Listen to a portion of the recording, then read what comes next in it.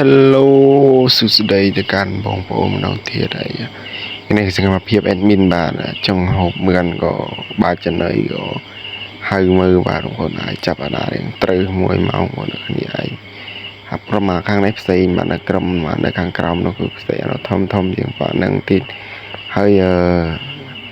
យើងក៏ចាប់ដើមឲ្យចំណៃរួចយើងបាទចាប់វាមកហើយយើងធ្វើលឿនជាងបងប្អូនគ្នាបាទធ្វើប៉ាប់គឺរួចជាការស្រេចបងប្អូនគ្នាយើងដាក់ដាំទឹកដាំអីបងប្អូនគ្នានេះទឹកយើងពុះហើយយើងដាក់ស្រស់មឿនចូល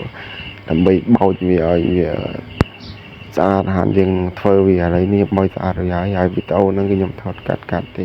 មិនហ៊ានថតវែងទេបងប្អូនហើយខ្លាចថតវែងហ្នឹងបងប្អូនមើលទៅថាថតវែងហើយយើងកាប់ថតកាត់ហើយនេះយើងកាប់សាច់រួចយើងដាក់សម្ល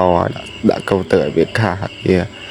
ចេញជាតិឆ្អាបរួចអានេះយើងលើកខ្ទឹមយើងបងប្អូនគ្នាយើងដងទឹកយកលាងសិនមានលើកខ្ទឹមមានក្រូចសើចមានក្រូចឆ្មាបាទម្ទេសបាទយើងធ្វើជ្រក់គឺថាខ្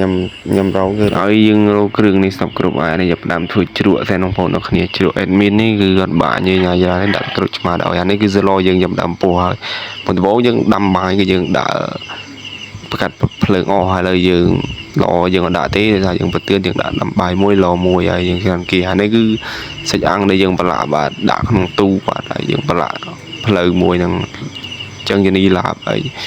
អានេះគឺសកម្មភាពយើងទៅភ្លក់សឡឥឡូវខ្ញុំបើកហើយបាទក្បាលហើយធ្លុំបងប្អូនគ្នាឲ្យឈ្ងុយតែម្ដងបាទទឹកដៃមិនអាចចូលឡឥឡូវឡម្ដងគឺថាអែមែនទេហើយ